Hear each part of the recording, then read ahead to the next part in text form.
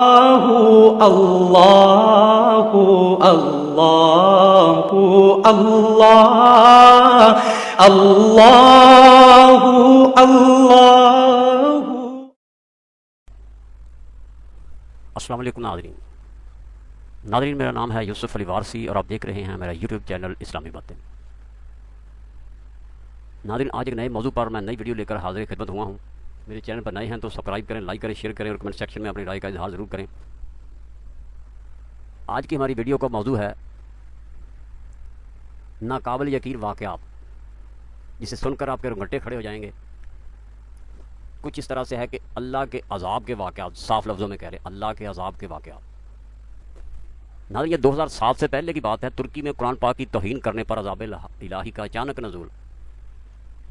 ترکی کے اخبارات میں شائع ہونے والی خبر کی عبرت انگیز تفصیلات یہ آپ سنیں گے تو رنگٹے کھڑے ہو جائیں گے۔ ترکی میں گزشتہ سال یعنی 2007 سے پہلے اگست میں آنے والے زلزلے کے حوالے سے بعض ترکی اخبارات میں شائع ہونے والے واقعات انتہائی عبرتناک ہیں۔ تفصیلات کے مطابق ترکی کی بحریہ کے کسی اڈے میں جو ساحل سمندر سے بالکل متصل تھا، رقص و سرور کی ایک مجلس منعقد ہوئی جس کے شرکاء 3000 کے لگ بھگ تھے۔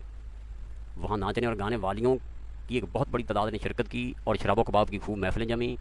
ایک فنکشن کے لیے اسرائیل سے خصوصی طور پر یہودی ناچنے اور گانے والی لڑکیاں درآمد کی گئیں جو انتہائی بے حیا تھیں۔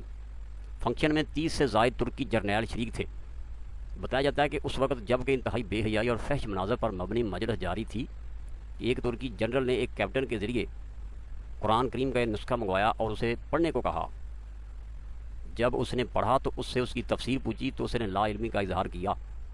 اس کے بعد مذکورہ جنرل نے قرآن کریم کے نسخے کو لیا اور پھاڑ کر ناچتے ہوئے یہودی اور ترکی لڑکیوں کے پاؤں کے نیچے ڈال دیا۔ لا حول ولا قوت۔ ساتھ یہ بھی کہا کہ اس قرآن کو نازل کرنے والا کہاں ہے، حالانکہ اس میں یہ بھی ہے کہ ہم نے اس قرآن کو نازل کیا اور ہم اس کی حفاظت کرنے والے ہیں۔ انا نزلنا الذکر الا انا لہ لحافظون، اسی کو ہم نے نازل کیا ہے اور ہم اسی کی حفاظت کرنے والے ہیں۔ اس قرآن کو اتارنے والا کہاں ہے جو اس کی حفاظت اور اس کا دفاع کرے گا؟ اس دوران اس قرآن کریم کو لانے والے کیپٹن پر انتہائی خوف طاری ہو گیا۔ اچانک وہ تیزی سے بحری اڈے سے باہر آ گیا۔ شاید اس کی وجہ یہ ہو کہ یہ شخص اس بحری اڈے پر آنے والے عذاب کے ابتدائی لمحات کا چشم دید گواہ بن سکے۔ اس کے بعد انتہائی عبرت آموز واقعات اور مناظر پیش آئے۔ بتایا جاتا ہے کہ اچانک ایک خوفناک روشنی نظر آئی جس نے دیکھتے ہی دیکھتے اس پورے علاقے کو اپنی لپیٹ میں لے لیا۔ اس کے بعد سمندر پھٹ پڑا اور اس میں سے آگ کے شعلے بلند ہونے لگے، ساتھ ہی لوگوں کے پھٹنے کی خوفناک آوازیں بھی آنے لگیں۔ اس کے بعد اللہ تعالیٰ نے اس پورے بحری اڈے کو اٹھا کر سمندر کے بیچ سے اٹھنے والی خوفناک لہروں کے درمیان پھینک دیا۔ اس کے بعد دوسرے علاقوں کو بھی زلزلے نے اپنی لپیٹ میں لے لیا۔ عجیب بات یہ ہے کہ مذکورہ پروگرام میں شریک ترکی، امریکی اور اسرائیلی فوجیوں اور ناچنے گانے والیوں کی لاشوں کا کچھ پتہ نہ چل سکا کہ وہ کہاں گئیں۔ تمام تر وسائل ہونے کے باوجود اب تک وہ لاشیں سمندر سے باہر نہ آ سکیں۔ قرآن کریم کی بے حرمتی کر کے ان لوگوں نے اللہ تعالیٰ کی غیرت کو للکارا تو اللہ تعالیٰ نے انتقام لیا ہے، کوئی نصیحت کرنے والا نہیں۔ اس واقعہ میں اگرچہ حق تعالیٰ نے نہ صرف کل انسانیت کو بلکہ تمام مسلمانوں کو نہایت عبرت آموز سبق دینے کے لیے اپنے زبردست غصہ کا اظہار کیا، جس سے پہلی بات ثابت ہوئی کہ قرآن پاک واقعی اللہ کی ہے اور اللہ ہی کی آسمانی کتاب ہے، کیونکہ اگر یہ اللہ کی چیز اور اس کی آسمانی کتاب نہ ہوتی تو اللہ کو شاید غصہ بھی نہ آتا۔ کیا کسی مصنف یا مؤلف کی کتاب کی بے حرمتی و بے ادبی کرنے پر اللہ تعالیٰ کو غصہ آیا ہے؟ ظاہر ہے انسانی عقل و شعور کے اعتبار سے غصہ اسی کو آتا ہے جس کی چیز ہے۔ یہ بات نہیں کہ چیز کسی اور کی، چیز کسی کی خراب ہو، برباد ہو، مگر اس پر غصہ کسی اور کو آئے۔ دوسری بات یہ ہے کہ کس چیز کی، جس درجہ شہرت والی چیز کی بے حرمتی و بے ادبی ہوگی۔ یہاں پر محفل رقص و سرور میں قرآن پاک کی، جس کا اس محفل سے کوئی رابطہ، کوئی واسطہ یا تعلق بھی نہ تھا، جس درجہ سنگین گستاخی اور بے ادبی کا مظاہرہ کیا گیا تھا، اس پر اللہ کی شدید و سنگین غصہ نے وہ کام دکھایا کہ ہزاروں رقاصاؤں اور عیاشی کرنے والے انسانوں کی لاشوں کا نام و نشان بھی نہ رہا۔ عہد جدید کی ستم شعار عبرتناک داستان۔ اللہ تعالیٰ نے کرۂ ارض کو نوح انسان کا مسکن اور ذریعہ معاش بنایا، مگر ظلم کے خوگر لوگ یہاں دوسرے انسانوں اور اپنے ہی بھائیوں پر ظلم و ستم ڈھاتے اور ہر حد سے گزر جاتے ہیں۔ ایسے ظالموں کو آخرت میں دردناک عذاب تو ملے گا ہی، مگر قدرت اکثر اس دنیا میں بھی ان کو نمونہ عبرت بنا دیتی ہے۔ عہد حاضر کے چند عبرتناک مناظر ملا خطاب فرمائیں۔ مولانا سید ابو الحسن علی ندوی کاروان زندگی حصہ ششم میں لکھتے ہیں کہ سورت مہاراشٹر کا ایک قدیم شہر اور تجارتی مرکز ہے۔ کسی زمانہ میں یہ حال کہ بمبئی کی طرح مسافرین، حرم اور قاصدین حج کے بحری سفر کی بندرگاہ تھی۔ ستمبر 1994 میں یہاں مہیب تعاون کی وبا پھیلی ہوئی تھی، جس کی تفصیلی اطلاعات روزانہ بمبئی میں ملتی تھی۔ یہ صورت فرقہ وارانہ فساد اور آزادی، مسلم دشمنی اور شرمناک دست درازیوں اور تعدیوں کا ایک بڑا مرکز رہا ہے۔ بابری مسجد کی شہادت میں بھی اس کا الاتور کی طرح بڑا حصہ رہا۔ یاد رہے، بھارت کے جنوبی اور متعصب ہندوؤں نے دعویٰ بول کر 6 ستمبر 1992 کو اجودھیا کی تاریخی بابری مسجد شہید کر دی تھی۔ اس وحشیانہ کارروائی میں صوبہ مہاراشٹر کے قصبے لاتور اور سورت کے ہندو پیش رہے۔ سانحہ بابری مسجد کے بعد 29 ستمبر 1993 کو ایک خوفناک زلزلے نے مہاراشٹر کا خاصا علاقہ زیر و زبر کر دیا۔ اس زلزلے میں 30,000 افراد مارے گئے۔ سب سے زیادہ تباہی لاتور میں ہوئی اور بابری مسجد کی شہادت میں حصہ لینے والے ہزاروں گنڈے لقمہ اجل بن گئے۔ پھر 1 سال بعد سورت میں طاعون کی مہلک وبا پھیل گئی اور ان ظالموں کی آبادیاں خاص طور پر اس کی زد میں آئیں جنہوں نے بابری مسجد شہید کروائی تھی یا شیطانی فعل میں حصہ لیا تھا۔ انہی دنوں سورت کی ایک صاحب علم شخصیت مولوی مجیب اللہ جامعہ حسینیہ راندیر نے سید ابو الحسن علی ندوی کے نام خط میں لکھا۔ ناظرین، یہ جو میں 2-3 نام پڑھ رہا ہوں، لاتور یا سورت، یہ علاقے کے نام ہیں۔ خط لکھا، تعاونی شکل میں بیماریاں انہی علاقوں میں ہیں اور انہی لوگوں کا صفایا ہو رہا ہے جنہوں نے بابری مسجد کو شہید کروایا یا سورت کے فساد میں مسلمانوں کے ساتھ ظلم و زیادتی اور بے ایمانہ سلوک کر کے ماؤں بہنوں کو بے پردہ کیا اور ان کی بے عزتی کی۔ لاکھوں آدمی سورت شہر چھوڑ کر بھاگ چکے ہیں۔ شہر میں عجیب سما ہے جو زندگی میں کبھی دیکھنے میں نہیں آیا۔ علاقے سنسان اور وحشتناک بنے ہوئے ہیں۔ مسلمان الحمدللہ محفوظ ہیں۔ اور مزید بتاتے ہیں، سورت میں غیر مسلم 5,000 سے زیادہ مرے ہیں اور 7-8 لاکھ آدمی سورت چھوڑ کر جا چکے ہیں۔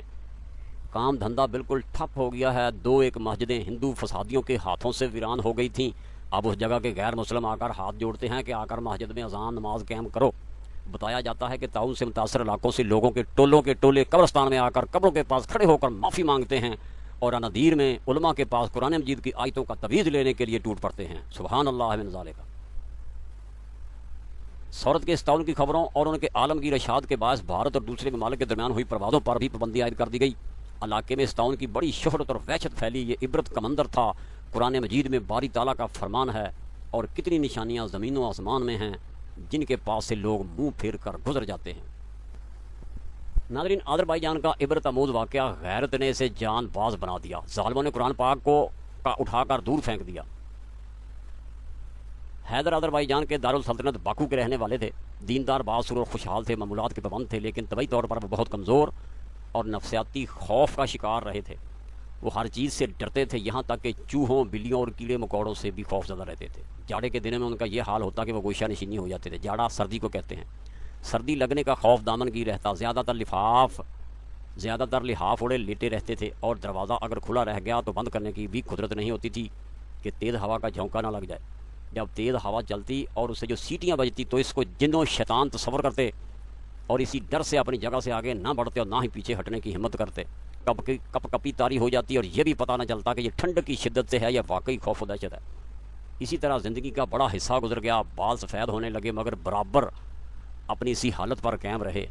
ہر چیز سے ڈرتے اور گھبراتے رہتے۔ جس وقت رات کو ٹہل رہے ہوتے خوفناک تصورات ان کے ذہن میں آنے لگتے اور کوئی ان کا پیچھا کر رہا ہے، کوئی ان کی باتیں سن رہا ہے۔ بعض وقت یہ احساس اتنا بڑھتا کہ تیزی سے بھاگنے لگتے اور سانس پھولنے لگتا۔ یہ خیالی تصویریں اس طرح ان کا تعاقب کرتی، رات کا ایک ایک لمحہ ان کے لیے ایسا ہی ہوتا اور دشوار سے دشوار ہوتا جاتا۔ اسی طرح وہ اس کا اظہار کرتے تھے اور اپنے دوستوں سے بیان کرتے کہ آج یہ واقعہ پیش آیا ہے جو محض ان کے خیال کی پیداوار ہوتا۔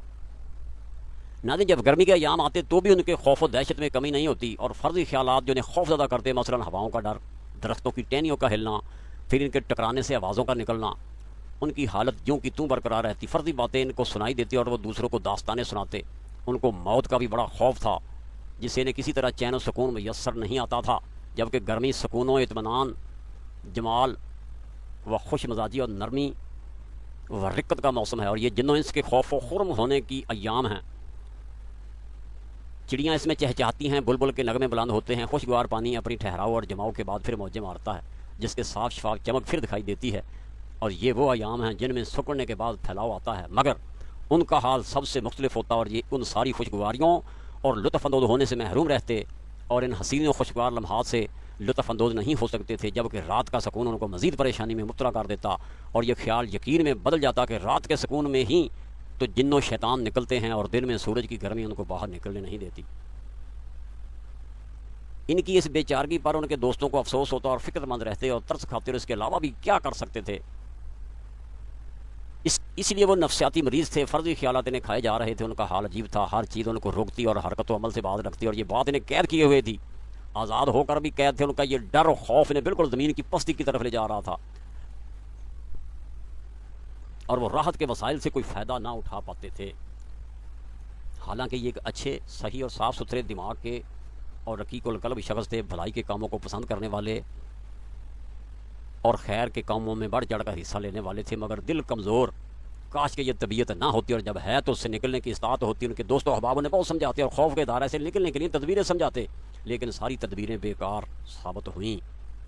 ایک دن خلاف عادت رات کو تاخیر سے ایک ضروری کام سے مجبور ہو کر وہ اپنے کسی دوست سے ملنے نکلا، اور راستہ میں غیر آباد علاقہ تھا، وہاں گھنے درخت تھے۔ انہیں کچھ دور چلنے کے بعد معلوم ہوا کہ پولیس والے احاطہ کیے ہوئے ہیں۔